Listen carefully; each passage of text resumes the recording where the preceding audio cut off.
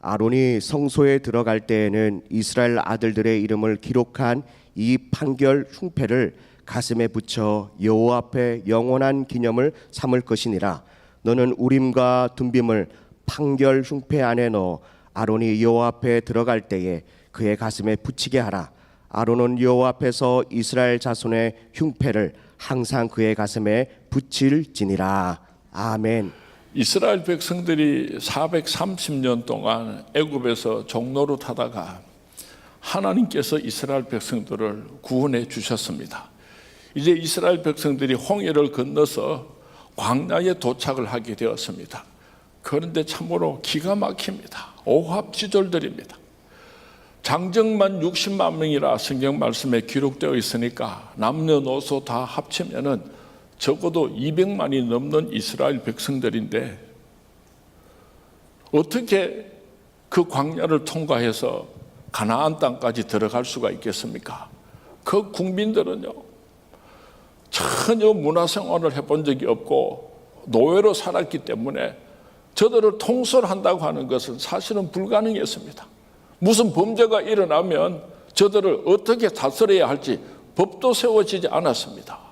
도대체 어떻게 저 수많은 이스라엘 백성들을 하나님께서 가나안 땅에서 훈련시키시고 약속의 땅 가나안 땅으로 인도해 가시겠는가? 그래서 하나님께서 제일 먼저 이스라엘 백성들을 잘 통솔하고 지도하기 위하여서 대제사장의 가슴에다가 흉패를 붙여주었습니다. 성경 말씀에 그것을 판결 흉패라 그렇게 기록을 하고 있습니다. 대제사장의 옷을 우리가 잠시 한번 살펴보았으면 좋겠습니다. 영상을 좀 부탁드릴까요? 대제사장은 속옷을 입고, 그 다음 사진부터 부탁할게요. 다음, 속옷은 하얀 옷으로 입습니다. 그리고 그 위에다가 푸른색 옷을 입고, 그리고 그 위에 에봇을 걸치게 되는데, 마지막 걸치게 되는 그 에봇이라고 하는 앞치마와 같은 그 에봇 위에다가 판결 흉패를 12개를 붙이라고 하나님께서 말씀했습니다. 판결이라고 하는 것은 무엇을 판결한다는 뜻을 가지고 있고, 흉패라고 하는 것은 가슴에 붙여 있는 패라 하는 뜻을 가지고 있습니다. 하나님께서 12개의 보석을 그 주머니 속에 그렇게 넣으라고 말씀하셨습니다. 이 대제사장의 복장은 평상시에도 늘 이렇게 입고 다니는 것이 아니고, 대제사장이 하나님 앞에 나아가서 하나님 앞에 제사를 드릴 때에 지성소를 열고 들어가서 하나님을 만날 때에 이 옷을 입고 들어갔던 것입니다.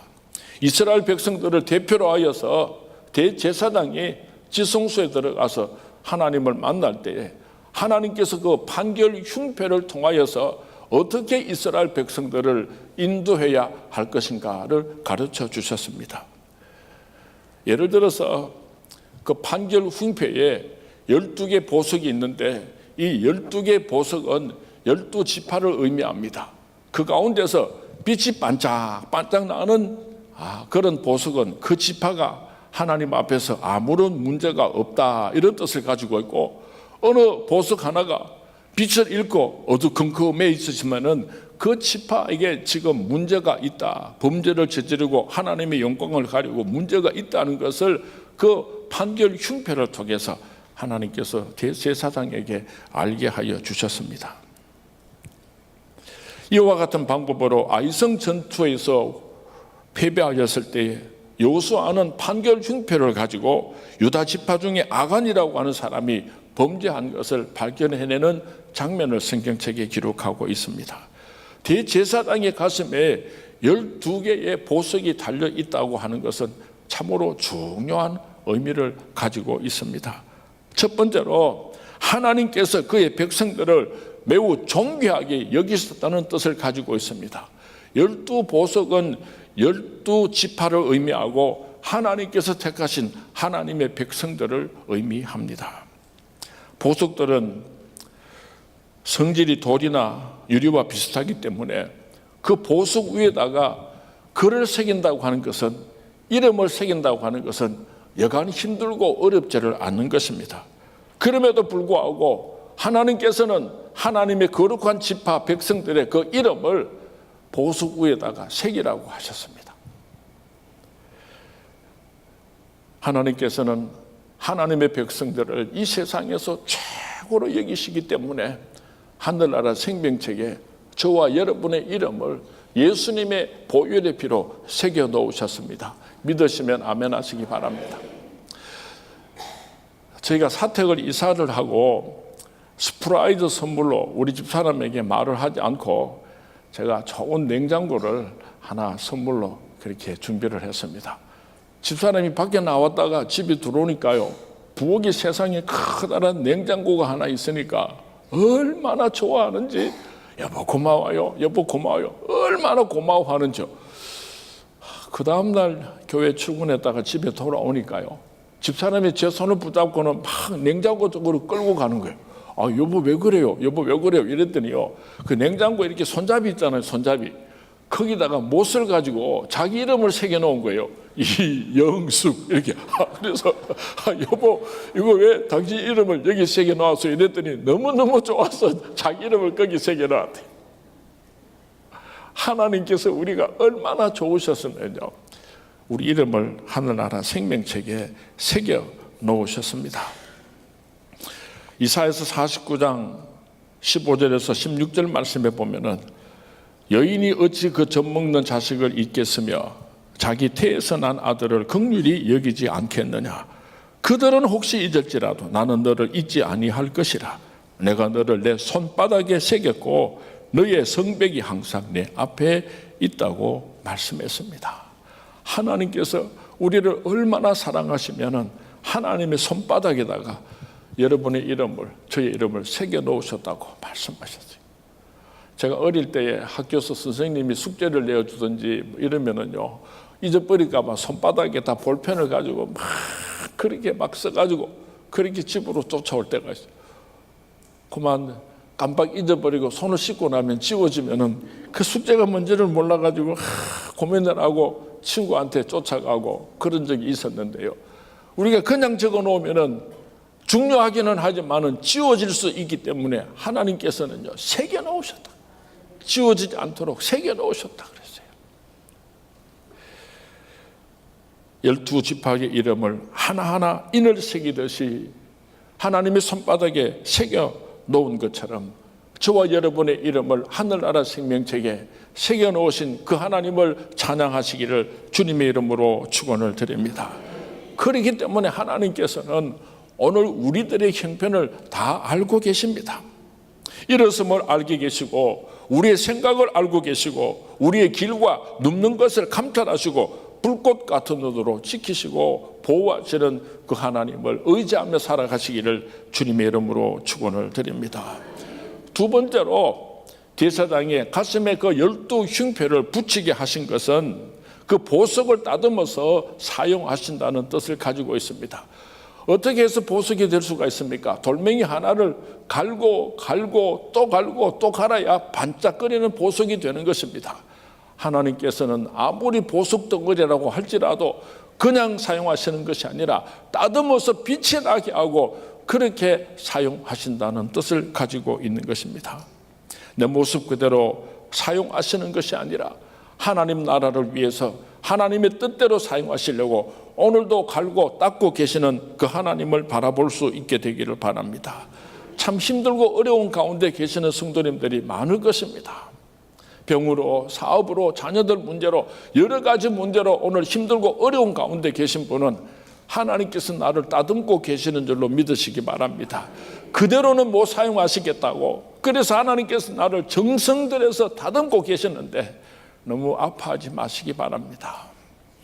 이 역경을 인하여서 하나님께서 나에게 예배하신 가지가지 축복과 사랑을 베풀어 주시는 날이 있을 것입니다. 하나님께서 모세를 택하시고 하나님께서 그 모세를 사용하시기 위하여서 40년 동안 광야에 보내서 낮추고 또 낮추고 또 낮춘 다음에 하나님께서 그 모세를 사용하신 것을 기억하시기 바랍니다. 하나님께서 다윗을 보고 내 마음에 합한 자라 얼마나 기뻐하셨습니까? 사무엘을 보내서 그 머리에 기름을 부었습니다. 그리고 즉시 왕이 된 것이 아니라 골리앗을 죽이고 나서 사울 왕의 질투 때문에 적어도 13년, 14년 동안 도망 다니다가 얼마나 힘들고 어려웠는지 몰라요. 다윗이 도망을 가다가 이스라엘 땅에서는 더 이상은 도망갈 데가 없어가지고 어디로 도망을 갔는가 하면요, 블레셋으로 도망을 갔습니다. 블레셋 사람들이 다윗 이름만 들어도 치를 떨었습니다. 골리앗을 죽이고 그 전쟁에서 블레셋이 대표를 한 경험이 있기 때문에 다윗이라는 이름만 들어도 막 분해서 견딜 수가 없는 골리앗, 그 원수들이 사는 나라로 다윗이 피난을 갔어요. 그러니까 블레셋 사람들이 그대로 내버려 두겠습니까? 이놈의 새끼 이거 때리 죽일 놈이 왔네 이래가지고 블레셋 사람들이 다윗을 죽이려고 하니까 다윗이 그 목숨을 부지하기 위해 가지고요, 미친 사람 흉내를 내세요. 침을 질질 흘리고 이러니까 그 블레셋 사람들이 보니까 원수지만은 미친 사람이거든. 그러니까 안 죽이고 놔두세요.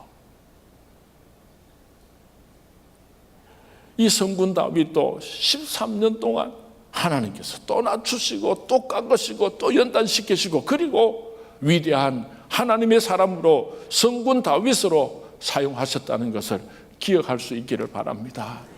오늘 하나님께서 여러분을 닦고 계실 때에 반짝반짝 빛나는 보석으로 거듭날 수 있게 되기를 주님의 이름으로 축원을 드립니다.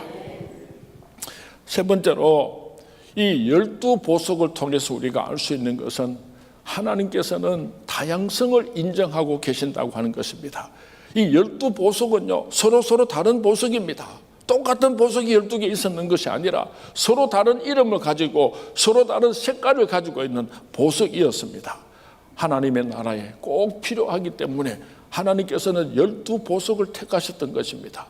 우리 하늘비전교회 안에도 서로 다 다르게 하나님께서 창조하셨어요. 어떤 사람은 성질이 빠른 사람도 있지만 어떤 사람은 성질이 느려터진 사람도 있고요. 또 어떤 사람은 찬송을 잘하는 사람도 있지만 또 어떤 사람은 말씀을 잘 가르치는 그런 사람도 있어요. 또 어떤 사람은 반주를 잘하는 사람도 있어요. 또 어떤 사람은 청소를 잘하는 사람도 있어요. 주님의 몸된 교회에 서로 다른 반짝거리는 보석들을 하나님께서 예비하시고 세운 줄로 믿습니다. 서로 다른 지역에 있다가 하나님의 때가 되어서 성전으로 올라와서 아름답고 고귀하게 그렇게 다듬어져서 주님의 몸된 교회에 아름다운 보석들이 된 줄로 믿습니다. 우리는 서로 다른 은사를 존중하고 함께 한 몸을 이루어서 하나님께 영광을 올려드리는 아름다운 보석들이 될 수 있기를 주님의 이름으로 축원을 드립니다. 그런데 이 판결 흉패를 대제사장의 가슴에 달 때에 함께 가지게 되는, 함께 보관하는 두 가지가 있는데 그것이 무엇인가 하면은 우림과 둠밈이라고 하는 것입니다. 출애굽기 29장 30절 말씀입니다. 우리 한번 같이 봉독합니다. 29장 30절 말씀 시작. 너는 우림과 둠밈을 판결 흉패 안에 넣어 아론이 여호와 앞에 들어갈 때에 그의 가슴에 붙이게 하라. 아론은 여호와 앞에서 이스라엘 자손의 흉패를 항상 그의 가슴에 붙일지니라. 자, 여기서 보면은 우림과 둠밈을 판결 흉패와 함께 넣으라고 그렇게 말씀을 하고 있는데 우림과 둠밈이 무엇인가? 성경 말씀에는 더 이상 자세하게 기록을 하고 있지를 않습니다. 우림은 빛이라는 뜻을 가지고 있고 둠밈은 완전이라고 하는 뜻을 가지고 있습니다. 다시 말하면 하나는 빛이라는 뜻을 가지고 있고 또 다른 하나는 완전이라고 하는 뜻을 가지고 있는데 이 두 가지를 판결 흉패 안에다가 같이 넣으라고 하나님께서 말씀하셨습니다. 많은 신학자들이 우림과 둠밈이 무엇인가 고민을 하고 연구를 했습니다. 우림과 둠밈이 서로 다른 두 가지인가 아니면은 우림과 둠밈이 하나인가 이것조차도 학자들에 따라서 서로 의견이 다릅니다. 그러나 많은 보수주의 신학자들은 우림과 둠밈을 흰 돌과 검은 돌이었을 것이다. 그렇게 추측하는 신학자들이 참 많이 있습니다. 분명한 것은 우림과 둠밈 이것이 하나님의 뜻을 분별하는데 반드시 필요한 물건이라고 하는 것입니다. 대제사장이 구체적인 하나님의 뜻을 알고 싶을 때에 그 12보석을 어떻게 구별하고 판단하는가 하는 그 기준으로 사용할 수 있는 우림과 둠빔이 반드시 필요했다고 하는 것입니다. 민수기 27장 21절 말씀에 보면은 그는 제사장 아르아살 앞에 설 것이요 아르아살은 그를 위하여 우림의 판결로서 여호와 앞에 물을 것이며 그와 온 이스라엘 자손 곧 온 회중은 아르아살의 말을 따라 나아가며 들어올 것이니라. 우림과 둠빔을 가지고 판단하라고 하나님께서 말씀했습니다. 어디로 가야지 되는가? 어디에서 멈춰야지 되는가? 어떤 결정을 해야지 되는가? 하나님 앞에 질문을 하면은 하나님께서는 우림과 둠빔을 가지고 하나님의 뜻을 분명하게 말씀하여 주셨습니다. 우림과 둠빔의 판결법은 가장 간단한 답을 요구하는 형식이었을 것이다. 신학자들은 그렇게 해석을 합니다. 하나님께서 복잡한 말씀을 하지 아니하시고 해라 하지 마라 예스 노 이렇게 우림과 둠빔을 통하여서 이스라엘 백성들에게 말씀하셨을 것이다 생각을 합니다. 아말렉 사람들이 시글락 사람을 쳐서 그들의 부녀와 거기에 있는 모든 사람들을 하나도 죽이지 않고 다 사로잡아 갔을 때에 이 다윗 왕은 절망하면서 울었습니다. 자기 백성들이 지금 포로로 잡혀갔습니다. 그래서 하나님 앞에 나가서 묻습니다. 내가 저들을 쫓아가야지 됩니까? 쫓아가지 말아야 합니까? 어떻게 했으면 좋겠습니까? 사무엘상 30장 7절 8절 말씀에 다윗이 아히멜렉의 아들 제사장 아비아달에게 이르되 원하건대 에봇을 내게로 가져오라. 아비아달이 에봇을 다윗에게로 가져가며 다윗이 여호와께 여짜와 묻자와 이르되 내가 이 군대를 추격하면 따라잡겠나이까 하니 여호와께서 그에게 대답하시되 그를 쫓아가라. 내가 반드시 따라잡고 도로 찾으리라.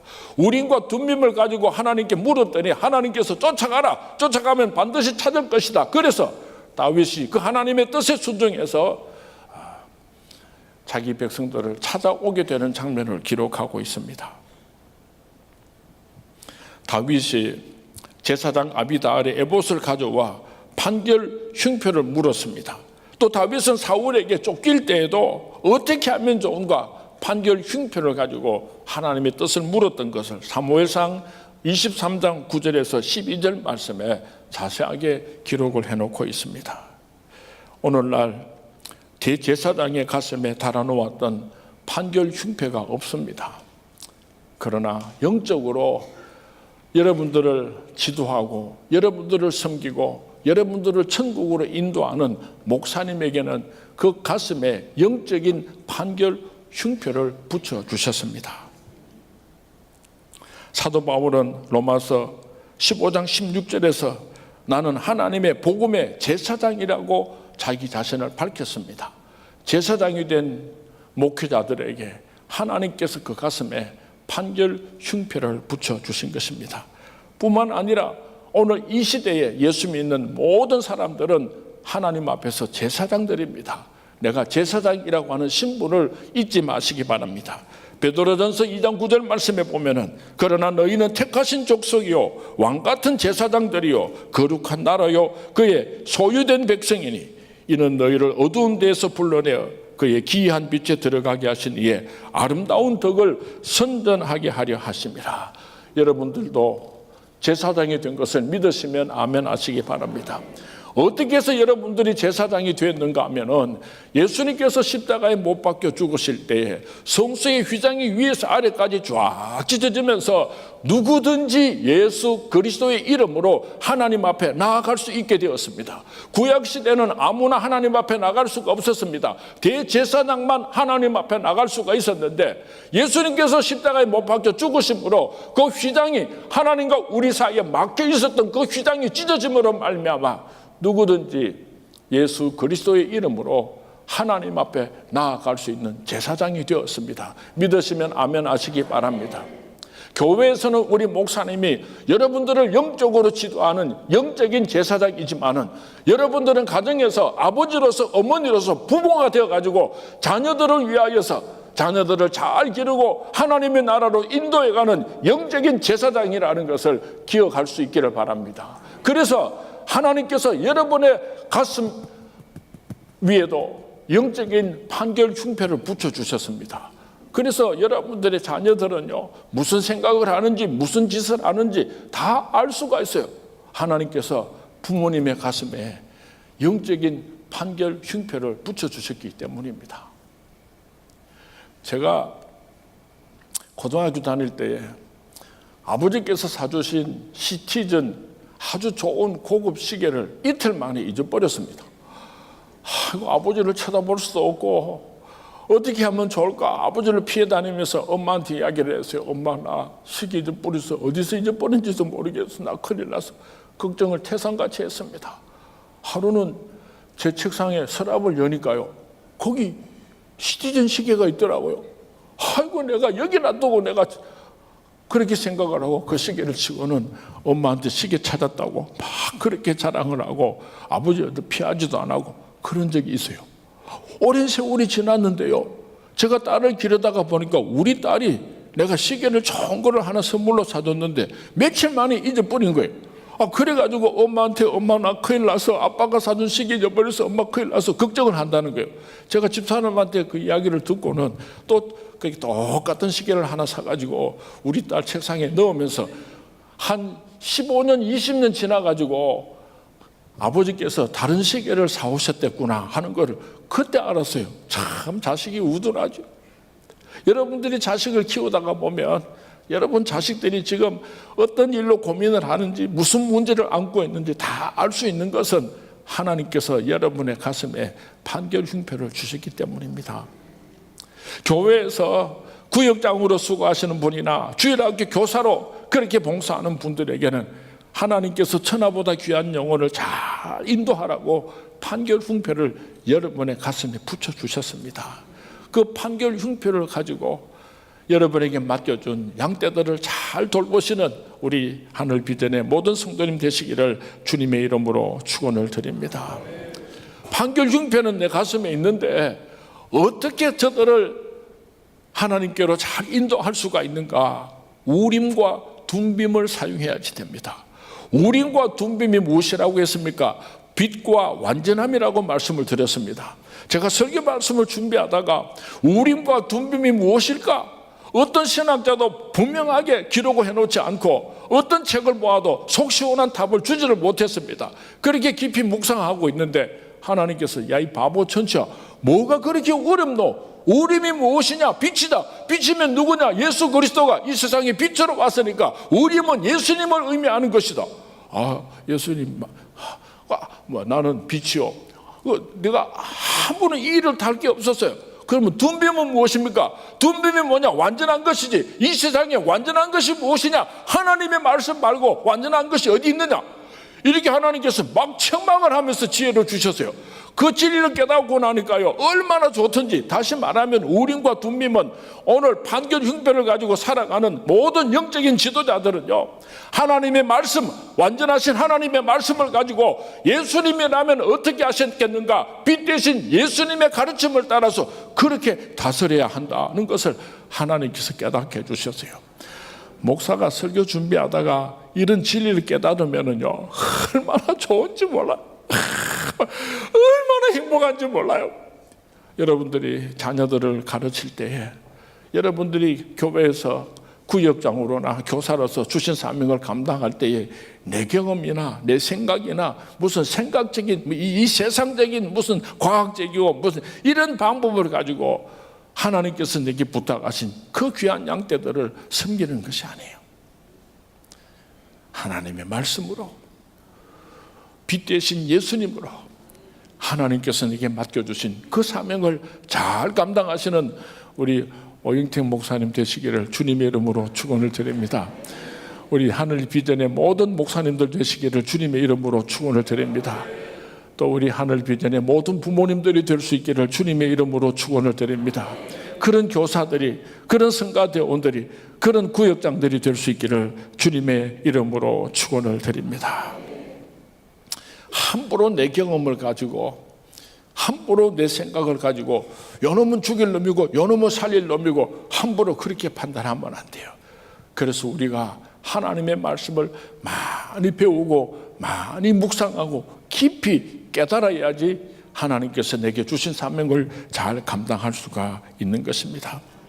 구약 시대에 대제사장의 가슴 속에 판결 흉패가 있었던 것처럼 오늘 목사의 가슴 속에, 심령 속에 하나님께서 판결 흉패를 주셨습니다. 예수님께서 십자가에 피 묻은 손으로 하나님의 손바닥에다가 그 이름을 기록해 놓은 하나님의 사람들의, 성도님들의 이름을 목사님의 가슴에다가 그 판결 흉패에다가 기록하여 주셨습니다. 여러분들은 목사님의 가슴에서 찬란하게 빛나는 보석들이 될 수 있기를 주님의 이름으로 축원을 드립니다.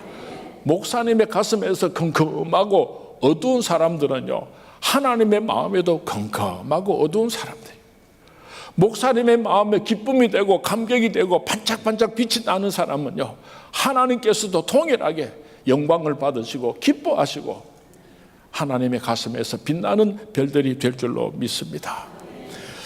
제가 목회를 하다가 우리 성도님들을 보면은요, 가끔 성도님들이 저한테 물어요. 목사님 1000명이 넘는 성도님들 앞에서 설교를 하면은 한 사람 한 사람 얼굴이 보입니까? 얼굴이 보이죠. 어떤 사람은 행복하고 어떤 사람은 마음에 아픔이 있고 어떤 사람은 시험에 빠져 있고, 이 설교를 하다가 보면 그게 다 보여요. 아유, 목사님 1000명이 넘는 얼굴을 보면서 어떻게 그걸 알 수 있습니까? 보이죠. 저쪽에 있는 사람은 좀 은혜를 참 잘 받고 있는데요, 이쪽에 있는 사람은 지금도 예배 시간에도 무슨 걱정이 그리 많은지 설교는 듣기지도 안 하고 자꾸만 딴 생각하고 있는 사람도 있고, 이게 다 보인다니까요. 보이는 걸 내가 보인다 하지 안 보이는 걸 내가 보인다 하지, 목사님 보입니까? 안 보입니까? 다 보여요. 다 보여요. 디모데후서 4장에 보면은 사도 바울이 이런 말씀을 고백하고 있어요.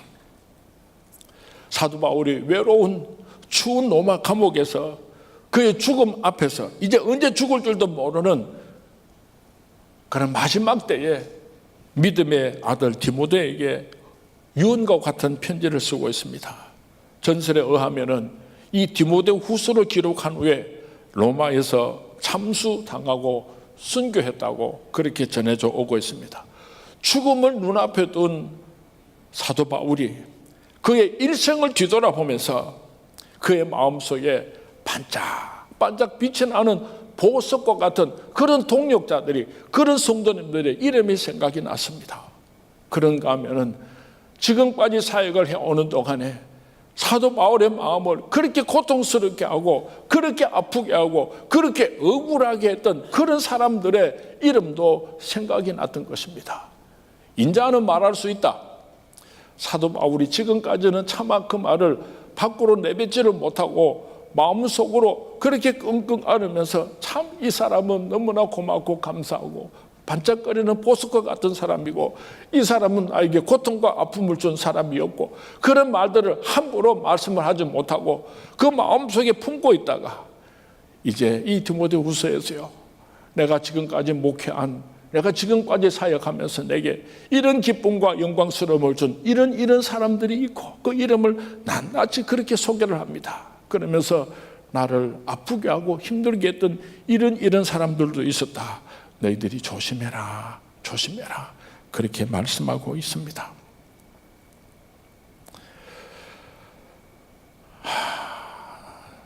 저도 목회를 하다가 보니까 23년째 지금 선문교회에서 목회를 하는데, 그러다가 보니까 참 자랑스럽고 정말 너무너무 감사하고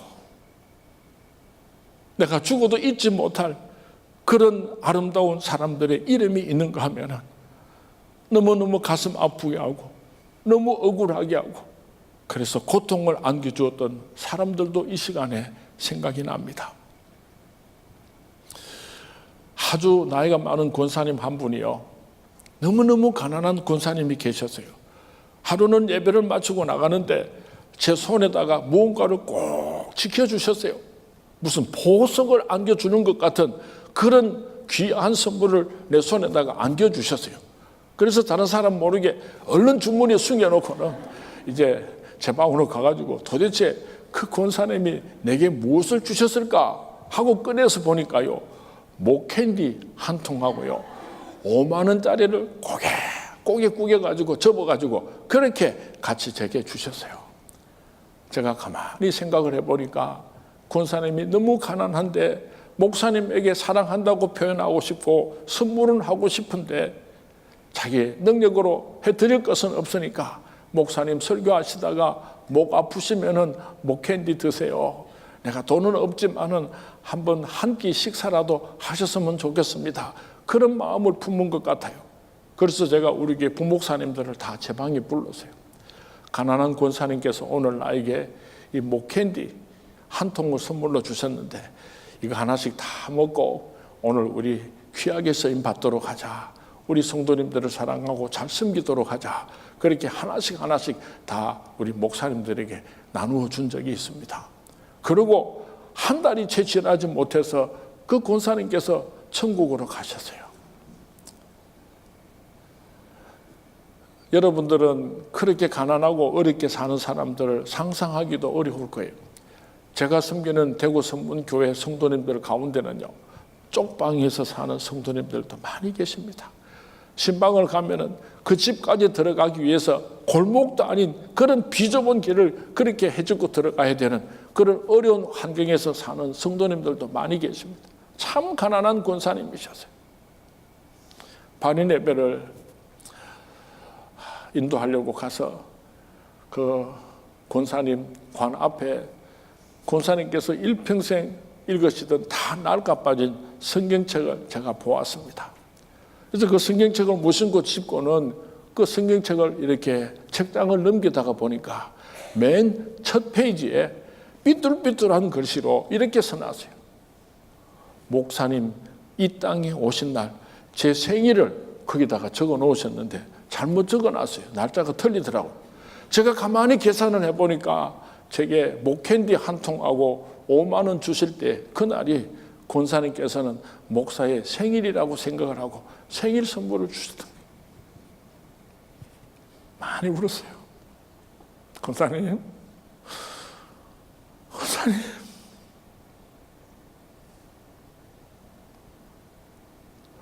여러분들이 우리 목사님을 사랑하고 잘 섬겨서 우리 목사님의 가슴에 반짝반짝 빛이 나는 보석들이 될 수 있기를 주님의 이름으로 축원을 드립니다. 지금까지 목회를 하다가 보니까요, 참 억울하고 힘들고 어렵게 했던 성도님도 있었어요. 한 장로님이요, 얼마나 얘를 미개했죠. 미치고 환장하게 했어요. 막 죽었으면 좋겠고요, 벼락이 때려졌으면 좋겠고요. 그런데 그 아들이 제 친구예요. 제 친구가 저를 보고 하루는 식사 대접을 하면서 이런 말을 합니다. 우리 아버지가 너가 아버지 눈에 눈물 나게 했더니 하나님께서 내 눈에는 피눈물 나게 하신다. 얼마나 힘들고 어려운지 하는 일마다 안 되는 거예요. 우리 아버지가 너가 아버지 눈에 눈물 나게 했더니 하나님께서 내 눈에는 피눈물 나게 하신다. 여러분이 목사님 마음에서 반짝반짝 빛나는 보석이 되면은 하나님 마음에도 반짝반짝 빛이 나는 보석이 될 줄로 믿습니다. 여러분들이 부모님들에게 반짝반짝 빛이 나는 보석이 될 수 있기를 주님의 이름으로 축원을 드립니다. 여러분을 아는 많은 사람들에게 있으나 마나한 사람이 아니라 자랑스럽고 영광스럽고 기쁘고 같이 있어서 행복했다고 고백할 수 있는 반짝반짝 빛이 나는 보석들이 될 수 있기를 주님의 이름으로 축원을 드립니다. 목사가 성도님들의 이름을 불러가면서 기도를 하다가 보면요, 어떤 사람은 이름을 불러놓고 가슴이 답답한 사람이 있어요. 이러면 안 되는데, 이래 살면 안 되는데, 가슴이 답답한 사람이 있는가 하면은요, 어떤 사람은 그 드릴 헌금 기도 제목을 위해서 목사님이 같이 기도하다가 보면은 가슴이 뜨거워지고, 하나님 도와주세요. 하나님 이 집사님, 이 성도님 불쌍히 여겨주세요. 그렇게 눈물로 같이 기도하게 되는 사람들도 많이 있습니다. 오늘 여러분 자신을 한번 돌아볼 수 있기를 바랍니다. 하나님 앞에서 나는 반짝반짝 빛나는 보석과 같은 하나님의 자녀인가? 컴컴하고 어두운 그런 빛을 잃은 보석인가? 사랑하는 목사님 앞에서, 사랑하는 부모님 앞에서, 사랑하는 남편 앞에서, 사랑하는 아내 앞에서 나는 어떤 보석인가 생각하면서 아름다운 보석들로, 반짝거리는 보석들로 남은 생애를 복되게 살아가시다가 주님 앞에서는 날 영광스럽게 들림을 받는 우리 모든 하늘 비전의 성도님 되시기를 주님의 이름으로 축원을 드립니다. 주님의 이름으로 축원을 드립니다.